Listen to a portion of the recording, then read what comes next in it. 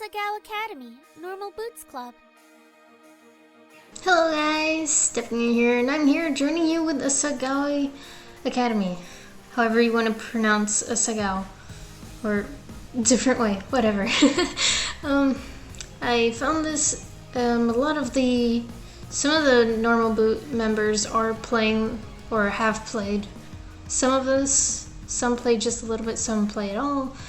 Yeah, and I thought it was pretty cool, although I don't really know the Normal Boots, but after I saw this game, I kind of got to get to know them a little bit more. I mean, like, I already knew Pro Jared, Gerard, JonTron, PBG, and I don't think any other one.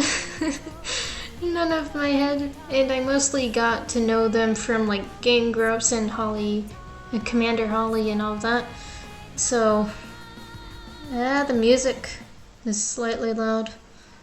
Okay. Random noises from outside. Now, if you don't know who are the Normal Boots, just like I don't, I'll go ahead and put a photo right there in the middle of the screen. It shows everybody. I don't know all of their names. Like starting from this side of the screen to this side, there's Gerard, Pro Jared, PBG, JonTron. Don't know the other two guys. Then there's Satchel, don't know the other guy, and then the two guys kneeling down, I also don't know. But if I figure out what all their names are, but if I don't reach to the part of the game in this episode of all of their names, I'll go ahead and put their names on top of their heads, I guess. So yeah, let's go ahead and get started. And you play as this girl with the pink hair. Her name is Hana. The train made its way along the gentle curve of the coast of Japan, whisking me farther and farther from home. Across from my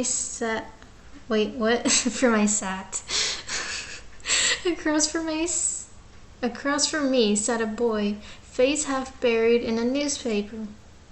He was deeply interested in whatever article he was reading and hadn't spoken a single word to me, even when I asked if I could join him in the last compartment with any available space.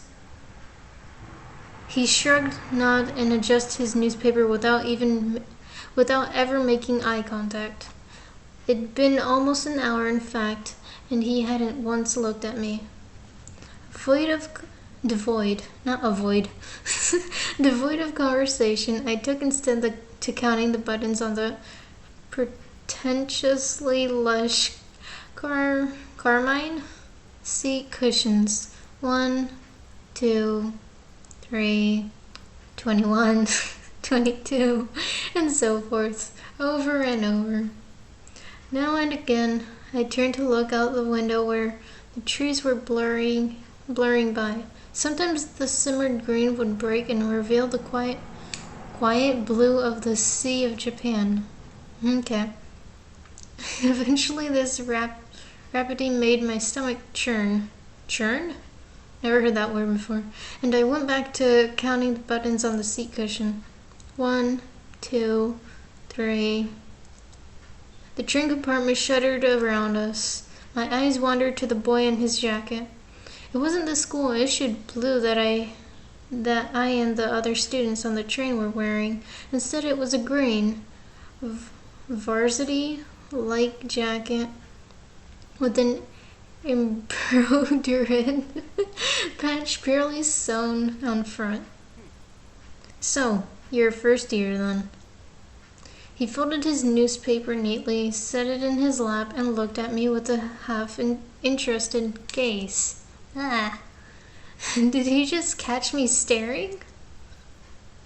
Now that the paper was gone, I saw his face.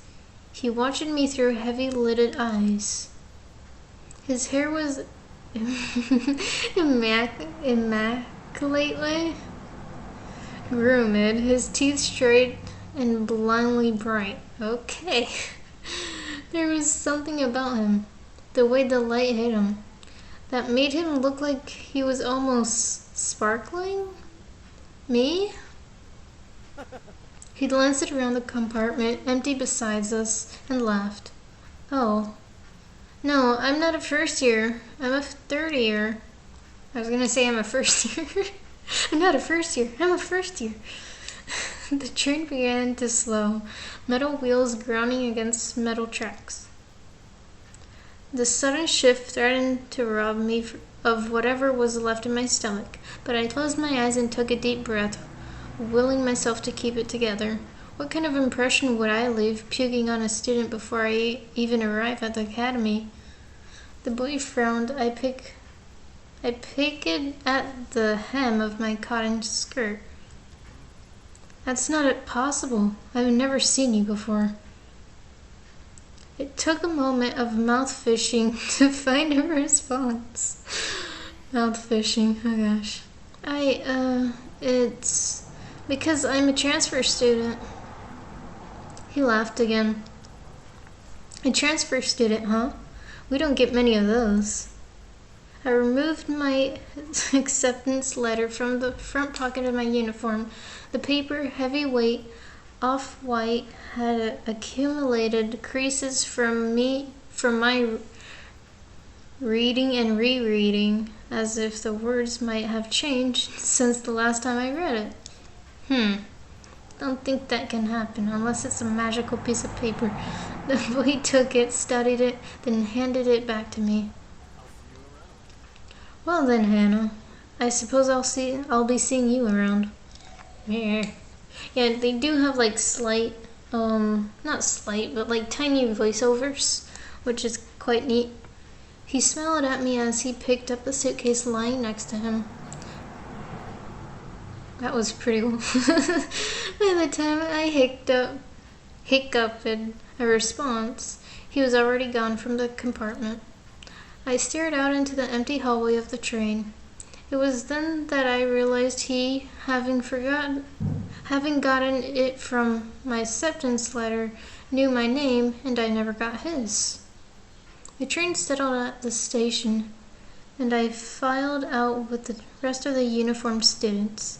It was early April, and the last frost of winter had come and gone.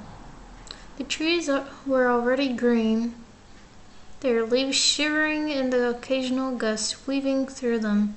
The air was mild, only a few clouds hanging in the sky. April. So their school starts around at April? That's new. I've never been at a school that starts at April.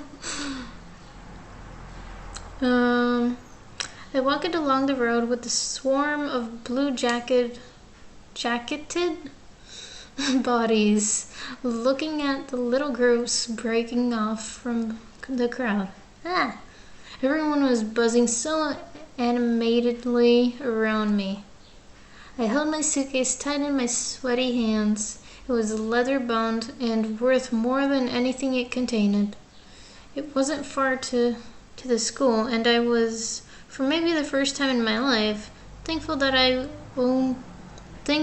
what I owned didn't amount to much. My school issued black Oxfords clicked on the pavement. I walked this walk over and over in my mind. So many nights I lay awake, imagining what it would be like to walk from the train station to Asagao Academy this first time. My new start. I always imagined that everything would change for me on this walk, that somehow everything would be magically different. But as I looked around, I realized nothing had changed. I can't change. I hadn't changed. By the time I reached the massive gate to the academy, I forgot all about the disappointment slouching in the back of my throat. The school, framed by the gate's twisting black metal, was just as beautiful as the glossy photos I saw in its pamphlets. I was going to say pamphlets, so got a little confused. This was it, Asagao Academy. I glanced around the swarm of students gathered around the gate. Beyond it, tiny blue people bounced around the academy's main building. A girl pressed a button to one side of the gate. The excitement in the air was almost palpable. Never heard that word. What? A few moments later, the black gate, with great effort, creaked outwards and cleared the pathway. As the rest of the group shifted into motion, I followed along, a sheep in the herd. My stomach tied itself into knots. The crowd split off in different directions. For a moment, I panicked. A tired-looking man with graying hair called out for first years, a cluster of fresh-faced students gathering around him. Hey, look at that girl. I turned. A few feet away, a small group of boys were pointing at me and snickering. Pink hair? Are you kidding me? How desperate can you get? Hot shame crawled down my neck. I attached myself to a group of girls, following a few steps behind them. In the distance, cicadas hummed in time to my shoes crunching against gravel. My hair? It wasn't my fault that my hair looked like this. Luckily, I found myself at the girls' dormitory. A large sign in the lawn reading Primrose House. The building dwarfed me in size and sheer intimidation. How many students did Asagao have? As I approached the building, a red-headed girl lingering nearby caught my attention. I looked away, then looked back. She was staring at me. She walked over. Oh, you must be my roommate! I eyed her warily. She was smiling and bouncing in a way that suggested her views on life were akin to a perpetual bouncy castle. Me? Of course, you silly. Let me guess. Room 325? I thought back to the paper I received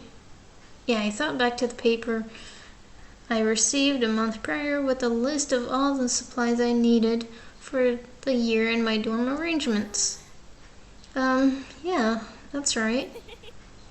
She laughed, but I couldn't figure out what was so funny. Was she laughing at me? When I found out my roommate was a transfer student, I knew you were going to be a total main character. I'm sorry. A what?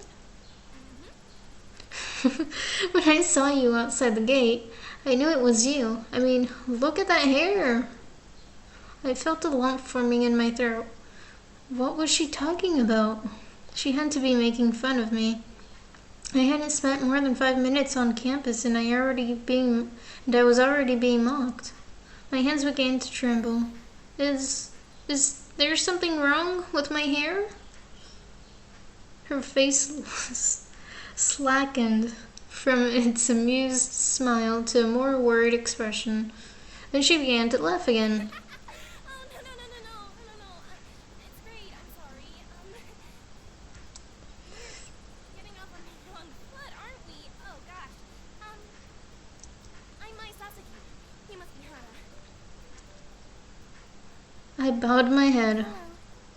It's nice to meet you, Mai. All your school books are waiting in our room with your welcome letter, and I read the envelope. I hope you're not mad. I started walking toward the dorms, the dorm's front doors. I followed behind like a lost puppy. Did you check in at the front desk already? No, I didn't. I didn't know I was supposed to. Good. They'll prefer to have a staff member give you a tour of the campus, but I can show you around. We don't get many transfer students in year 3, you know. Oh, is that your only bag? Just one? I'm glad I brought an extra bag of stuff to decorate our room with. I started already. I hope you don't mind. My voice. But I did wait to string the lights.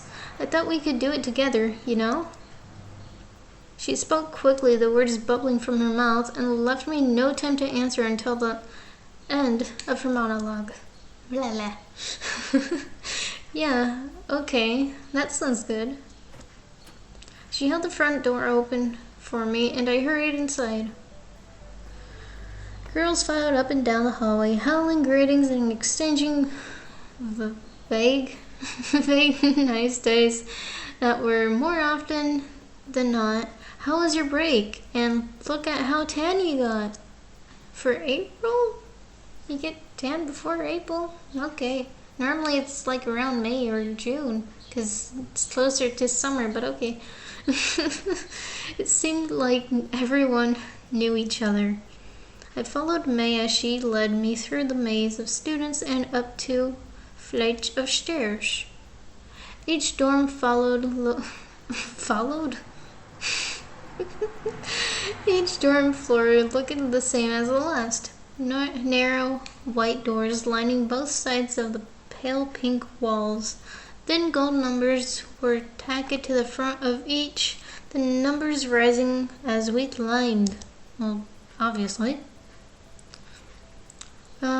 You're not missing anything with the campus tour, I promise. Mr. Saitomo does I accidentally skipped that. Okay, I'll tell you everything you need to know. I smiled, trying to let this calm my nerves. Thanks. We headed down a hallway on the I was gonna say fourth. On the third floor, it's May or my or whatever. My stopped at us in front of a door numbered 325. Here we are. A faint smell of potpourri wafted through the room. The walls, like the hallway, were a soft powdery pink. Mai already defaced them with a tapestry of posters, magazine cutouts, and photographs. Some of the photos were of cats, but most were of male models and rugged musicians. A bunk bed, two writing desks with wooden chairs, a small dresser, and a mirrored vanity, all clearly provided by the school, were the only pieces of furniture in the tiny room. The top bunk was already covered in neatly tucked blankets and throw pillows of clashing patterns and colors. The bottom bunk had a single stiff-looking pillow and a thin cotton blanket that I didn't need to touch to know was horribly itchy. Why is it itchy? I must have grimaced. Grimaced? I don't know how you pronounce that. Because May quickly smiled at me. Okay. I brought way too many pillows and blankets. I always overpack. I went to Italy. I went to Italy over break, and Mom got really mad at me because I brought 5 bags, but we were only there for a week. Wow. She laughed, pulled several blankets and pillows from her bunk, and rearranged them neatly on mine. A sudden twinge of guilt and embarrassment hit me. There, that's much better. Thanks, Mai. Although I didn't do a nervous type of voice. I don't know, my voice is kind of high-pitched right now, because my throat is funky. Okay, I placed my suitcase on the bottom bunk and began to unpack its contents. Several changes of clothing, pens and pencils, empty notebooks, a few photographs of my father. Dil- dilapidated?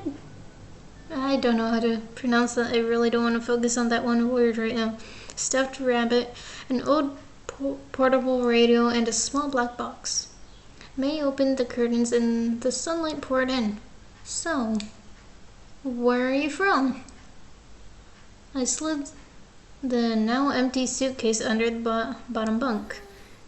About 2 hours north of here. It's a small town called Amaririsu. Amaririsu. Or Amaririsu. I don't know. It's Japanese. Use something. I set the stuffed rabbit, Mr. Bunny, on my bed beside a purple and teal throw pillow. Okay. Thought it said bedside. Oh, did you go to a different boarding school or... No, I went to a public school down the street from my house. Public school? Okay, I'm gonna stop right here because I think I've already been recording probably more than 20 minutes. I don't know. Hopefully I've been recording for less than 20 minutes. But if you did enjoy, go ahead and give it a thumbs up. If you... I don't know. If you already know like the characters, if you know normal boots and stuff like that, go ahead and leave down a comment down below saying who do you think would be like a good pairing with me? For me? I don't know what I'm trying to say right now. Like, who do you think would be a good pairing with me? Because I don't really know them. Hopefully this game will kind of help me get to know them. Or probably in this perspective, they're probably not actually like this. I don't know. I don't know them. I don't know them like face to face. I've never talked to them. So yeah. Hope you guys all enjoyed. If you did, give it a thumbs up, and I will see you guys all in my next video. Bye-bye.